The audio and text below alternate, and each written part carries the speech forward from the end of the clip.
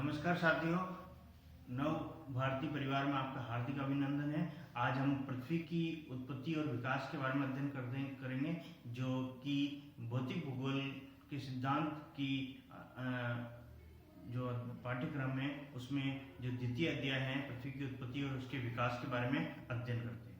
अब सबसे पहली बात आती कि जब पृथ्वी की उत्पत्ति हुई तो पृथ्वी की उत्पत्ति कैसे हुई, पृथ्वी का विकास कैसे हुआ, पृथ्वी की उत्पत्ति के बारे में कौन कौन से विशेषज्ञों ने अपना योगदान दिया और उन्होंने क्या बताया कि किस रूप में इसका योगदान हुआ।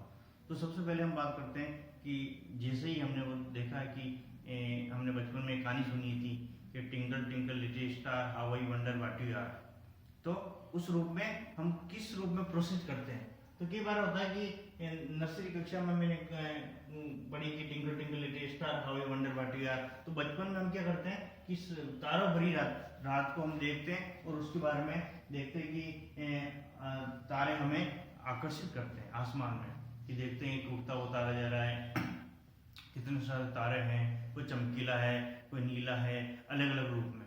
तो इनके अनुमान लगाते हैं कि कोई ऐसा एहसास हुआ होगा, ऐसा प्रोसेस हुआ होगा। तो हमारे दिमाग में असंख्य प्रश्न आते हैं और हम इन प्रश्नों को, आकाश में कितने तारे हैं, अब ये तारे कैसे बने होंगे, इन तारों की उत्पत्ति कैसे हुई है, इन तारों के साथ साथ किस रूप में हमने आगे प्रोसेस हुआ होगा। तो ये इतने तारे क्या हमें आसमान में यही दिख रहे हैं या सभी जगह दिखते हैं, तो इसकी जानकारी के बारे में हमारे दिमाग में कई प्रश्न हैं। तो इस अध्याय में हम टिमटिमाते छोटे तारे कैसे बने, इनके साथ ही पृथ्वी की उत्पत्ति व विकास की कहानी भी हम पढ़ेंगे। तो कहते हैं कि इसकी पृथ्वी की उत्पत्ति और विकास को हमने आगे की ओर प्रोसेस किया। तो बताया कि पृथ्वी की उत्पत्ति के समय विभिन्न दार्शनिक वैज्ञानिकों ने अनेक परिकल्पनाएं प्रस्तुत की। जो पृथ्वी की उत्पत्ति थी, जितने दार्शनिक वैज्ञानिक ने अनेक परिकल्पनाएं प्रस्तुत की और उनके विचार प्रस्तुत किए। उनमें से सबसे प्रारंभिक और लोकप्रिय मत थे जर्मन दार्शनिक इमैनुएल कांट, यानी ये दर्शन शास्त्र के अच्छे विशेषज्ञ थे और भौतिक भूगोल के ऊपर इन्होंने महत्वपूर्ण कार्य प्रारंभ किया और उससे ही अपनी भौतिक वस्तुएं के बारे में और या भौतिक स्थितियों के बारे में जानकारी प्राप्त की।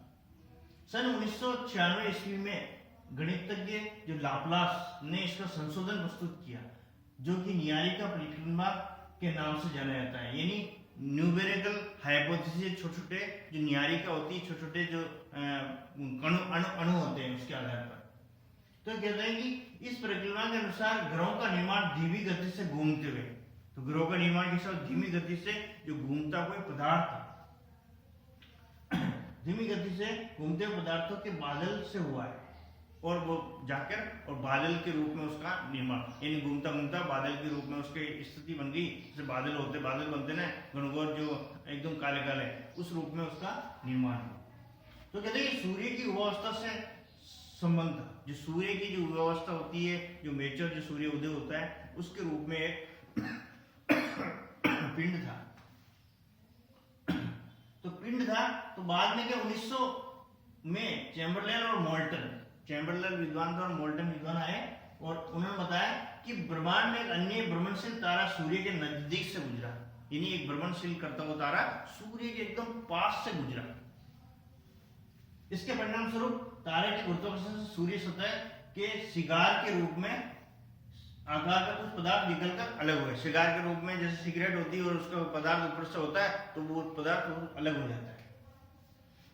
तो ये तारा जब सूर्य से टूटकर दूर चला गया तो सूर्य सतह से बाहर निकला हुआ ये पदार्थ सूर्य के चारों तरफ घूमने लगा और धीरे धीरे सम्मिलित होकर ग्रह के रूप में परिवर्तित हो गया, यानी घूमने लगा, सूर्य से अलग हुआ, धीरे धीरे वो परिवर्तित हो गया, तारा के रूप में समाहित हो गया। तो ये कहते हैं कि सबसे पहले सर जेम्स जिन्स ने और बाद में सर हेराल्ड जेफरी ने इस मत का समर्थन किया और इस समय के बाद तर्कपूर्ण सूर्य के साथ एक और साथी तारे के सोने की बात सामने आई और इसे द्वैत तारक सिद्धांत किया था। एक तारा और जुड़ा, उसके साथ दोनों द्वैत तारक सिद्धांत उससे बताते गए।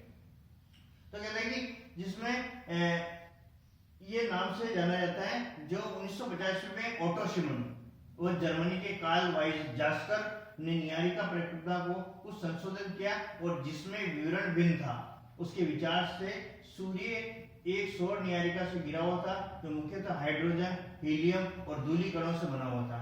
इन कणों के घर्षण व टकराने से एक चपटी दस्तरी आकृति के बादल का निर्माण हुआ और अभिवर्ती प्रक्रम द्वारा ग्रहों का निर्माण हुआ। तो आगे चल के वैज्ञानिकों ने पृथ्वी और अन्य ग्रहों को ही नहीं ना पूरे ब्रह्मांड की उत्पत्ति समस्या का समझाने का प्रयास किया कि ब्रह्मांड में असंख्य तारा है, असंख्य ग्रह है, असंख्य मेखलाएं हैं, असंख्य धूल के कण हैं, वाष्प कण हैं, असंख्य परिवार में कितने अनगिनत जो सदस्य है उनका प्रारूप का वर्णन किया गया।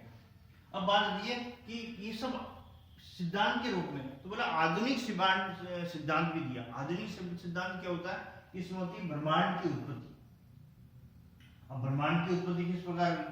तो ब्रह्मांड में भी कोई विस्तार हो रहा, विस्तार के रूप में। तो बताया कि इसमें आधुनिक समय ब्रह्मांड की उत्पत्ति संबंधी सर्वमान्य जो सिद्धांत था बिग बैंग थ्योरी, यानी बिग बैंग सिद्धांत आया कि ब्रह्मांड की उत्पत्ति इस रूप में हुई। इससे विस्तारित ब्रह्मांड परिकल्पना भी कहा जाता है जो 1920 ईस्वी में एडविन हब्बल ने प्रमाण दिए कि ब्रह्मांड का विस्तार हो रहा है, कि ब्रह्मांड का विस्तार तो हो रहा है लेकिन धीरे धीरे हो रहा है। किस किस रूप में हो रहा है? बोले समय बीतने के साथ आकाशगंगाएं एक दूसरे से दूर हो रही है। समय जैसे जैसे बीत रहा है या जो भी इस कार्यकाल है वो आगे की ओर बढ़ रहा है, तो आकाशगंगाएं इसका विस्तार हो रहा है। आप प्रयोग कर सकते हैं ब्रह्मांड विस्तार का क्या अर्थ है? एक गुब्बारा लेंगे, उस पर कुछ निशान लगाएंगे जिनको आकाशगंगाएं मान लेंगे। एक गुब्बारा लेंगे और उस पर क्या छोटे छोटे आकाशगंगाएं निशान लगा देंगे। अब गुब्बारा बिल्कुल ऐसा पड़ा हुआ, उसमें कुछ हवा नहीं भरी, तो वो पॉइंट छोटे छोटे रहेंगे। और जैसे ही वो बड़ा हुआ तो उसपे वो जो जैसे हम उसको फुलाएंगे, उसमें हवा भरेंगे, कुछ व्यवस्था करेंगे, तो वो जो पॉइंट है वो धीरे धीरे बड़े होते जाएंगे। तो देखो आप बताते हैं, जैसे मान लो ये यहाँ से हमने क्या एक बिग बैंग सिद्धांत है, ये गुब्बारा लिया, यहाँ से हमने 3 नीहारिका लगाई, ये जो छोटे छोटे बिंदु दिख रहे हैं 1 2 3 4, तो ये छोटे थे पहले, फिर यहाँ जाकर ये प्रोसेस छोटा था, फिर यहाँ जाकर ये बड़े हो गए।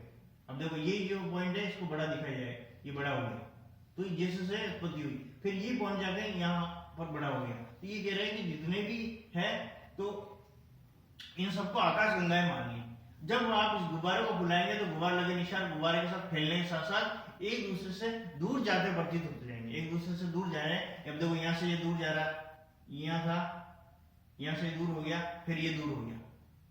तो ये कहते हैं कि इनकी जो बीच की दूरी है तो दूरी भी बढ़ रही है, तो परिणाम स्वरूप ब्रह्मांड का विस्तार भी हो रहा है। यदि भी आप पाएंगे कि गुब्बारे पर पहले लगे चिन्हों के बीच की दूरी के अतिरिक्त इसके चिन्ह भी बढ़ रहे हैं, यानी बड़े हो रहे हैं, जबकि ये तथ्य के अनुरूप नहीं है। वैज्ञानिक मानते हैं कि आकाशगंगाओं के बीच दूरी भी बढ़ रही है, आकाशगंगा है उनके बीच में दूरी भी बढ़ रही है। यहाँ दूरी तो कम थी दोनों के बीच, फिर यहाँ दूरी बढ़ गई, इन दोनों गंगाओं के बीच दूरी बढ़ गई, तो ये दूरी बढ़ गई, फिर यहाँ ये दूरी बढ़ गई। उसी के अनुसार ये बता रहे हैं कि प्रक्षेपण की दूरी बढ़ रही है, तो आकाशगंगाओं का विस्तार को नहीं सिद्ध करते हैं। आकाशगंगा विस्तार को सिद्ध नहीं कर रहे हैं, दूरी बढ़ रही है लेकिन विस्तार नहीं हो रहा पूरा। तो गुब्बारे का उदाहरण आंशिक रूप से मान्य है। बिग बैंग सिद्धांत के अनुसार ब्रह्मांड का विस्तार निम्न अवस्थाओं में हुआ है। जो ये अवस्थाएं दी गई है किस प्रकार की, इस प्रक्रिया में एक प्रारूप दिया है कि प्रक्रिया का विस्तार तो हो रहा है। वैज्ञानिक विश्वास है कि बिग बैंग की घटना आज से 13.7 अरब वर्ष पहले हुई थी और ब्रह्मांड का विस्तार आज भी जारी है। विस्तार के कारण कुछ ऊर्जा पदार्थ में परिवर्तित हो गई, विस्फोट के बाद 1 सेकंड में एडवांस हुए और उसका विस्तार हुआ। उसके बाद इसकी विस्तार गति धीमी पड़ गई। बिग बैंग होने के आरंभिक 3 मिनट के बाद इसका पहले से परमाणु का निर्माण होने लगा, अलग अलग रूप में इसका प्रोसेस जारी हुआ। तो कहते हैं कि बिग बैंग से 3 लाख वर्ष के दौरान तापमान लगभग 4500 डिग्री केल्विन तक गिर गया और परमाणुीय पदार्थों का निर्माण हुआ। पदार्थ ब्रह्मांड में पारदर्शी हो गए। ब्रह्मांड का विस्तार का अर्थ होता है कि आकाशगंगाओं के बीच की दूरी का विस्तार हुआ। हॉयल के अनुसार बताया कि स्थिर अवस्था संकल्पना है जो के नाम से प्रस्तुत किया, और इस संकल्पना के अनुसार ब्रह्मांड किसी भी समय में एक ही जैसा रहा है। यद्यपि ब्रह्मांड के विस्तार संबंधी अनेक प्रमाणों के मिलने पर वैज्ञानिक समुदाय अब ब्रह्मांड विस्तार सिद्धांत के ही पक्षधर है। तो उसके आधार पर इसका निर्माण हुआ और ये अलग अलग ग्रुप में इसको बताया गया। आरंभ में सभी पदार्थ ब्रह्मांड से बने अति छोटे थे, फिर वो एक स्थान दूसरे स्थान पर आगे बढ़े। बिग बैंग की प्रक्रिया छोटे ग्रुप में इसका विस्तार हुआ। तो फिर बताया कि तारों का निर्माण। अब तारों का निर्माण किस रूप में हुआ? यानी तारे किस रूप में गति कर, तो प्रारंभिक ब्रह्मांड में ऊर्जा व पदार्थ का वितरण समान नहीं है। यानी ये जो ब्रह्मांड है उसमें ऊर्जा पदार्थ का वितरण समान रूप से नहीं है। घनत्व में आरंभिक भिन्नता से गुरुत्वाकर्षण बलों में भिन्नता है, जिसके परिणाम स्वरूप पदार्थ का एकत्रण हुआ। यही एकत्रण आकाश गंगाओं के विकास का आधार बना और एक आकाश गंगा असंख्य तारों का समूह भी है। और आकाश गंगाओं का विस्तार इतना अधिक हो गया कि उनकी दूरी हजारों वर्ष प्रकाश वर्ष से मापी जाती है। एक अकेले आकाश गंगा का व्यास लगभग 80,000 से 1,50,000 प्रकाश वर्ष के बीच होता है। आकाश गंगा निर्माण की शुरुआत हाइड्रोजन गैस से बनी विशाल बादल के संचयन से होती है, जो निहारिका उसे बोला गया है। क्रम से बढ़ती हुई निहारिका गैस के झुंड विकसित हुए।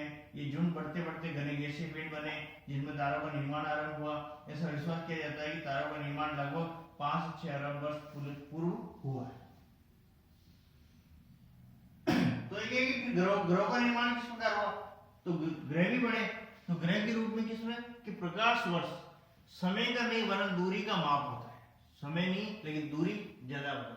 प्रकाश की गति 3 लाख किलोमीटर प्रति सेकंड है। विचार ने एक साल में प्रकाश जितनी दूरी तय करेगा प्रकाश वर्ष होगा, यानी 909.46 इंटू 1012 किलोमीटर के बराबर है। पृथ्वी और सूर्य की औसत दूरी 14,95,98,000 किलोमीटर है। प्रकाश वर्ष के संदर्भ में प्रकाश वर्ष का केवल 8.311 है। तो कहते हैं कि ग्रहों का किस प्रकार इसमें परिवर्तन हुआ, तो कहते हैं कि तारे निहारिका अंदर गैस से गुंथित झुंड होते हैं और इन झुंडों में गुरुत्वाकर्षण बल से गैसीय बादल में क्रोड का निर्माण होता है और इन गैसीय क्रोड के चारों तरफ गैस और धूल की कण घूमती तस्री विकसित हुई है। अगली अवस्था में गैसीय बादल का संघनन आरंभ हुआ और जो क्रोड को ढकने वाला पदार्थ छोटे गोलों के रूप में विकसित हुआ। ये छोटे गोले असमंज अणुओं के पारस्परिक आकर्षण प्रक्रिया द्वारा ग्रहाणुओं में विकसित हुए और बड़े पिंड बनने शुरू हो गए। गुरुत्वाकर्षण के बल के परिणाम स्वरूप आपस में ये जुड़ गए। छोटे पिंडों की अधिक संख्या ही ग्रहाणु थी और अंतिम अवस्था में इन छोटे ग्रहाणु में बड़े ग्रहाणु के रूप में इनकी दूरी बढ़ती गई। फिर बात आती है सौर मंडल, यानी सौर मंडल में हमारे कितने ग्रह 8 ग्रह हैं। सौर मंडल में हम देखें तो 8 ग्रह हैं। निहारिका का सौर मंडल सबसे जनक आया था और निहारिका जो है नेबुलर हाइपोथेसिस उसको सौर मंडल का सबसे बड़ा ग्रह माना जाता है, जनक माना जाता है। ये 10 होने पर कोड के बनने की शुरुआत लगभग 5 से 5.6 अरब वर्षों से पहले हुई थी। ये ग्रह लगभग 4.6 से 4.56 अरब वर्ष पहले बने। सौर मंडल हमारे लिए सौर मंडल सूर्य, तारा, 8 ग्रह, 63 उपग्रह, लाखों छोटे पिंड, शुद्ध ग्रहों के टुकड़े, धूमकेतु, बृहत मात्रा में धूलिकण और गैस। इन 8 ग्रहों में बुध, शुक्र, पृथ्वी, मंगल भीतरी ग्रह कहलाते हैं क्योंकि सूर्य में शुद्ध ग्रहों की पट्टी के बीच स्थित है। अन्य 4 ग्रह बाहरी ग्रह कहलाते हैं। पहले 4 ग्रह पार्थिव ग्रह भी कहे जाते थे। इसका अर्थ है कि ये ग्रह पृथ्वी की भांति शैलों और धातुओं से बने हैं और अपेक्षाकृत अधिक घनत्व वाले ग्रह हैं। अन्य 4 ग्रह गैस से बने विशाल ग्रह जो जेवियस ग्रह कहलाते हैं और जेवियन का अर्थ होता है बृहस्पति, जुपिटर की तरह बने होते हैं। ये पार्थिव ग्रहों से विशाल होते हैं और हाइड्रोजन हीलियम से बने सघन वायुमंडल हैं। ये सभी ग्रहों का निर्माण लगभग 4.6 अरब वर्षों पहले एक ही समय में हुआ था। अभी तक प्लेटो को एक ही ग्रह माना जाता है। अंतरराष्ट्रीय खगोलीय संगठन के अनुसार अगस्त 2006 में निर्णय लिया गया कि कुछ समय पहले खोजे हुए अन्य खगोलीय पिंड 2003 यूबी तथा प्लूटो बने ग्रह कहे जा सकते हैं। हमारे सौरमंडल से संबंधित कुछ तथ्य दिए गए उसके आधार पर ये पार्थिव ग्रह। तो ये रहा है सौरमंडल के कौन कौन से ग्रह। तो इनकी दूरी दे रखी है। बुध की दे रखी है 0.387, शुक्र की दी हुई है 0.723, पृथ्वी की दी है 1.00, मंगल की दी 1.524, बृहस्पति की 5.203, शनि की 9.539, यूरेनस की दी है 19.182, नेपच्यून की दी है 30.058। उसके बाद उसका घनत्व दे रखा है 5.44, 5.245, 5.517, 3.945, 8.33, 0.70, 1.17, 1.66। उसके बाद अर्धव्यास दे रखा है 0.383, 0.949, 1.00, 0.533, 11.19, 9.460, 4.11, 3.88 और उपग्रह दे रखे हैं। बुध का उपग्रह 0, शुक्र का उपग्रह 0, पृथ्वी का उपग्रह 1, मंगल के 2 और बृहस्पति के लगभग 53 यानी 53 उपग्रह हैं। शनि के भी लगभग 53 और यूरेनस के 27 और नेपच्यून के 13। सूर्य से दूरी खगोलीय एकक में है, अर्थात अगर पृथ्वी की मध्यमान दूरी 14 करोड़ 95 लाख 98 हजार किलोमीटर है, एकक के बराबर मानी जाती है। ये यानी घनत्व ग्राम प्रति घन सेंटीमीटर में जीएम या सीएम क्यूब के रूप में माना जाता है। अर्धव्यास को अगर भूमध्य के अर्धव्यास देखें तो 6338.137 किलोमीटर बराबर 1 है। उसके आधार पर पृथ्वी की उत्पत्ति का जो विकास हुआ उस रूप में पार्थिव ग्रह कौन से माने जाते हैं, उस रूप में उसका विकास हुआ। तो कहते हैं पार्थिव ग्रह जनक तारे बहुत समीप बने हैं, जहाँ अत्यधिक तापमान कारण गैसें संघनित नहीं हो पाई और घनीभूत भी हो सकी। जेवियस ग्रह की रचना अपेक्षाकृत अधिक दूरी पर हुई।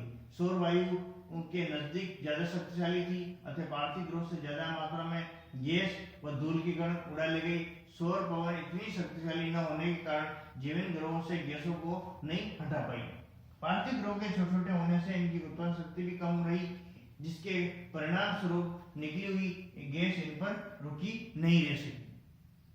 फिर बात होती है चंद्रमा। अब चंद्रमा भी एक प्राकृतिक उपग्रह है, तो चंद्रमा भी कलाएं हैं। चंद्रमा के आकाश जो चंदा मामा रात को मून के रूप में आसमान में दिखाई देता है और आकाश गंगा इतिहास से रिलेटेड तो समुद्र तल में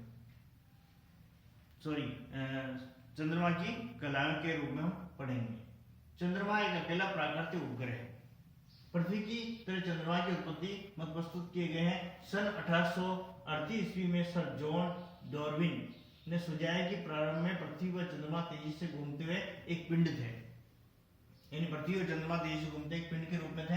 ये पूरा पिंड डबल बीच से पतला और किनारों से मोटा था, आकृति में परिवर्तित हुआ और ये अंततः टूट गया था, जिसके अनुसार चंद्रमा का निर्माण उसी पदार्थ से हुआ जहाँ प्रशांत महासागर एक गर्त के रूप में मौजूद है। यद्यपि वर्तमान समय में वैज्ञानिक इनमें से किसी भी व्याख्या को स्वीकार नहीं करते। ऐसा विश्वास किया जाता है कि पृथ्वी के उपग्रह के रूप में चंद्रमा की उत्पत्ति एक बड़े टकराव का नतीजा है, जिसे द बिग स्प्लिट कहा गया है। ऐसा मानना था कि पृथ्वी के बनने वाले कुछ समय बाद ही मंगल ग्रह से 1 से 3 गुना बड़े आकार का पिंड पृथ्वी से टकराया और इस टकराव के से पृथ्वी का हिस्सा टूटकर अंतरिक्ष में बिखर गया और टकराव से अलग हुआ एक पदार्थ फिर पृथ्वी के कक्ष में घूमने लगा और क्रमशः आज का चंद्रमा बना।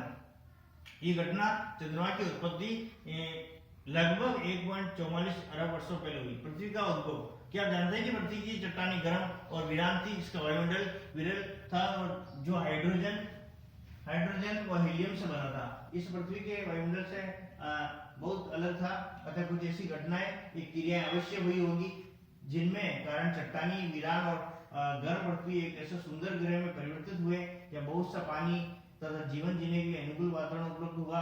अगले कुछ भागों में हम आप पढ़ेंगे कि आज से 460 करोड़ सालों के दौरान इस ग्रह पर जीवन का विकास कैसे हुआ, पृथ्वी की संरचना परतदार है, वायुमंडल के बाहरी छोर से पृथ्वी के कोर तक जो पदार्थ है वह एक समान नहीं है, वायुमंडलीय पदार्थ का घनत्व सबसे कम है, पृथ्वी की सतह से इसके भीतरी भाग के अनेक मंडल हैं जो अनेक भाग पर अलग अलग विशेषताएं दिखाई देती है। तो पृथ्वी की परतदार सतह कैसे विकसित हुई, स्तर मंडल का विकास कैसे हुआ, यानी द्रव्य स्तर मंडल है उसके विकास, चट्टानें कैसे बनी, चट्टानों से उसकी उत्पत्ति कैसी हुई, उसके आधार पर उसका विस्तार हुआ है।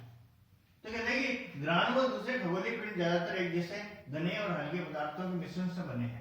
उल्काओं से अध्ययन से हमें इस बात का पता चलता है कि बहुत से ग्रहाणुओं के इकट्ठा होने से ग्रह बने हैं और पृथ्वी की रचना भी इसी प्रक्रम के अनुरूप हुई है, जब पदार्थ के गुरुत्व बल के कारण सहज हो रहा था और उनमें इकट्ठा होते ही पिंडों के पदार्थ को प्रभावित किया, जिससे अत्यधिक ऊष्मा उत्पन्न हुई और ये क्रिया जारी रही। उत्पन्न ताप से पदार्थ पिघलने लगे ऐसा पृथ्वी की उत्पत्ति के दौरान और उत्पत्ति के तुरंत बाद हुआ। अत्यधिक ताप के कारण पृथ्वी आंशिक रूप से द्रव अवस्था में रह गई और तापमान की अधिकता के कारण हल्के और भारी घनत्व के मिश्रण से पदार्थ घनत्व के अंतर के कारण अलग होना शुरू हो गए। इसी अलगाव से भारी पदार्थ जैसे लोहा पृथ्वी के केंद्र में चले गए और हल्के पदार्थों के प्रति सतह से ऊपरी भाग की तरफ आ गए और समय के साथ ये और ठंडे हुए, ठोस रूप में परिवर्तित हुए, छोटा आकार में परिवर्तित हुए, पृथ्वी की भूपट्टी के रूप में परिवर्तित, हल्के भारी तत्वों का पृथक होने की प्रक्रिया को विविध कहा जाता है। चंद्रमा पृथ्वी की किस प्रकार युग आया। तो फिर आया कि भूवैज्ञानिक कालक्रम, यानी कौन कौन से काल है। यह महाकाल आया, कल्प युग आया, फिर उसके युग में कौन कौन सी स्थिति आयु वर्ग में आधुनिक वर्ष कैसे हुए, जीवन की प्रमुख घटनाएं कौन कौन सी। तो पहला है नवजीवन, आज से लगभग 6.3 करोड़ वर्ष पहले। उसके बाद कल्प, तृतीय कल्प, इसमें अभिनव, अत्यंत नूतन में आया, अति नूतन, अल्प नूतन, अधिनूतन, आदि नूतन और पुरातन। फिर इसमें लगभग 20 लाख से 50 लाख, 50 लाख से 2.4 करोड़, 2.4 से 3.7 करोड़, 3.7 से 5.8 करोड़, 5.7 से 6.5 करोड़। तो आधुनिक युग मानव में आदि मानव की क्या प्रारंभिक बताई विशेषता है। तो बोला आरंभिक मनुष्य में पूर्वज थे, वन मानुष माने जाते हैं, फूल वाले पौधे और वृक्ष मनुष्य से मिलता जुलता, वन मानुष जंतु खरगोश जो छोटे स्तनपायी चूहे के रूप में बताया। दूसरा है मध्यजीवी, मध्यजीवी में 6.5 करोड़ से 24.5 करोड़ वर्ष पूरे स्तनपायी बताया। क्रेटेशिक युग, जुरासिक युग, ट्रेसिक युग। 6.5 करोड़ से 14.4 करोड़, 14.4 करोड़ से 20.8 करोड़, 20.8 से 24.5 करोड़।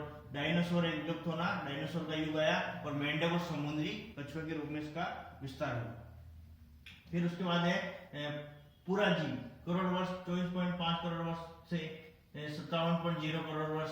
ये पर्मिनियम, कार्बोनिफेरस, डेवेनियस, पर्मिनियम, सिरिलियन और ओर्डोवेस, कैम्ब्रियन के माध्यम से 24.5 करोड़ से 28.6 वर्ष, 28.6 से 36.0 करोड़ वर्ष, 36.0 से 40.8 करोड़ वर्ष, फिर 40.8 करोड़ से 43.8 करोड़, 43.8 से 50.5 करोड़, 50.5 से 57.0 करोड़ वर्ष।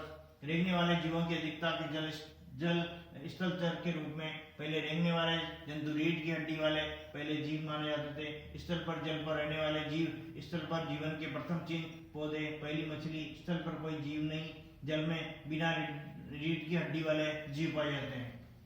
फिर प्राग व आदिमकाल में हेडियन के नाम से जाने जाते हैं। जैसे पूर्व कैम्ब्रियन 57 करोड़ से 4 अरब 80 करोड़ वर्ष पहले, फिर 57 करोड़ से 2 अरब 50 करोड़ वर्ष, फिर 2.5 से 3.8 वर्ष पहले, 3.8 से अरब से 4.8 वर्ष पहले कई जोड़ों वाले जीव, ब्लू ग्रीन शैवाल, एक कोशीय जीवाणु, महाद्वीप और महासागरों का निर्माण हुआ। महासागरों वायुमंडल में कार्बन डाइऑक्साइड की अधिकता हुई।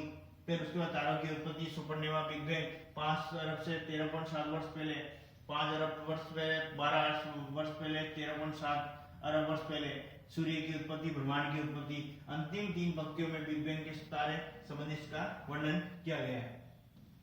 तो कहते हैं कि कारण पृथ्वी का तापमान पुनः बढ़ा और फिर ऊर्जा उत्पन्न हुई और उससे उद्भवन हुआ। दूसरी जनता विभेदन की इस प्रक्रिया के द्वारा पृथ्वी का पदार्थ अनेक परतों में अलग हो गया। पृथ्वी के दर्जन से करोड़ तक कई परतें पाई जाती है, जैसे परवटी, क्रस्ट, मेंटल और कोर के नाम से जानी जाती है। उत्तरी भाग में आंतरिक भाग बाह्य पदार्थ का घनत्व बढ़ता जाता है। हर परत की विशेषता को अगले अध्याय में करेंगे। अब इसमें बात आती है स्थल मंडल और जलमंडल का विकास, यानी जलमंडल और स्थल मंडल का विकास किस रूप में हुआ। तो कहते हैं पृथ्वी के वायुमंडल की वर्तमान संरचना नाइट्रोजन और ऑक्सीजन का प्रमुख योगदान है। नाइट्रोजन की मात्रा और ऑक्सीजन की मात्रा में इसका प्रमुख योगदान है। वायुमंडल की संरचना संगठित 8वें अध्याय में बताई गई। वर्तमान वायुमंडल के विकास की 3 अवस्थाएं हैं। पहली अवस्था में आदिकालीन वायुमंडल गैसों का ह्रास हुआ।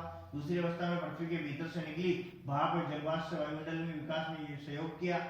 अंत में वायुमंडल की संरचना को जैव मंडल के प्रकाश संश्लेषण की प्रक्रिया की माना जाता है। प्रारंभिक वायुमंडल जिसमें हाइड्रोजन, हीलियम की अधिकता थी, सौर पवन के कारण पृथ्वी से दूर हो गया। ऐसा केवल पृथ्वी पर ही नहीं वरन सभी पार्थिव ग्रहों पर भी हुआ है। अर्थात सभी पार्थिव ग्रहों से सौर पवन के प्रभाव से कारण आदिकालिक वायुमंडल या तो दूर धकेल दिया गया या समाप्त हो गया। ये वायुमंडल के विकास की पहली अवस्था थी। वायुमंडल पृथ्वी के ठंडा होने और विभाजन के दौरान पृथ्वी के अंदरूनी भाग से बहुत सी गैसें व जलवाष्प बाहर निकले। इसी से आज के वायुमंडल का उद्भव हुआ। आरंभ में वायुमंडल में जलवाष्प, nitrogen, carbon dioxide, methane, ammonia आदि मात्रा में है और स्वतंत्र ऑक्सीजन की बहुत कम मात्रा में थी। ये प्रक्रिया जिससे पृथ्वी के भीतरी भाग से गैसों धरती पर आई और इसे गैस उत्सर्जन कहा जाता है। लगातार ज्वालामुखी विस्फोट से वायुमंडल में जलवाष्प और गैस बढ़ने लगी। पृथ्वी के ठंडा होने से साथ साथ जलवाष्प का संघनन शुरू हुआ और वायुमंडल में उपस्थित कार्बन डाइऑक्साइड के कारण वर्षा से पानी के घुलने से तापमान में और अधिक गिरावट आई। फलस्वरूप अधिक संघनन व अत्यधिक वर्षा हुई। पृथ्वी के धरातल पर वर्षा का जल परतों में इकट्ठा होने लगा जिससे महासागर बन गए और पृथ्वी पर उपस्थित महासागर पृथ्वी की उत्पत्ति से लगभग 50 करोड़ सालों अंतर्गत बने। इससे हमें पता चलता है कि ये महासागर 400 करोड़ साल पुराने हैं। लगभग 380 करोड़ साल पहले जीवन का विकास आरंभ हुआ। यद्यपि लगभग 250 से 300 करोड़ साल पहले प्रकाश संश्लेषण की प्रक्रिया विकसित हुई है और लंबे समय तक जीवन केवल महासागरों तक सीमित रहा। प्रकाश संश्लेषण की प्रक्रिया द्वारा ऑक्सीजन में बढ़ोतरी महासागरों की देन है, जिससे धीरे धीरे महासागर ऑक्सीजन से संतृप्त होते गए और वायुमंडल में ऑक्सीजन की मात्रा 200 करोड़ वर्ष पूर्व पूर्ण रूप से भर गई। जीवन की उत्पत्ति का अंतिम चरण जीवन की उत्पत्ति के विकास संबंधित है। निस्संदेह पृथ्वी का आरंभिक जो वायुमंडल और जलमंडल और स्थलमंडल से ही मनुष्य जीवन का विकास संभव है और उसके आधार पर ही विकास हुआ है। तो जीवन की उत्पत्ति के एक और रासायनिक अभिक्रिया बताते हैं, जिससे पहले जटिल जैव कार्बनिक अणु और बने, इनका समूह बना। यह समूह था कि आपको दोहराता था। निर्जीव पदार्थ को जीवित तत्व में परिवर्तित कर सकते थे। हमारे ग्रह पर जीवन के चिन्ह अलग अलग समय की चट्टानों में पाए जाने वाले जीवाश्म के रूप में 300 करोड़ साल पुरानी भूगर्भिक शैलों में पाई जाने वाली संरचना आज भी शैवाल के रूप में मिलती है। ये कल्पना की जा सकती है कि जिससे समय के साधारण संरचना वाली शैवाल ही रही होगी। ये माना जाता है कि जीवन का विकास लगभग 380 करोड़ वर्ष पहले प्रारंभ हुआ था। एक कोशीय जीवाणु से आज के मनुष्य का तक जीवन के विकास का सार भूवैज्ञानिक काल मापक्रम से प्राप्त किया जा सकता है, जो भूवैज्ञानिक काल मापक्रम का 18 में दर्शाया गया था। यानी पृथ्वी की उत्पत्ति, पृथ्वी का विकास, तारे, ग्रह, जलमंडल, स्थलमंडल, वायुमंडल, इन सभी से मिलजुल कर हुआ है और इसी प्रकार पृथ्वी की उत्पत्ति और पृथ्वी का जो विकास होता है, इस अध्याय को हम यही समाप्त करते हैं। धन्यवाद।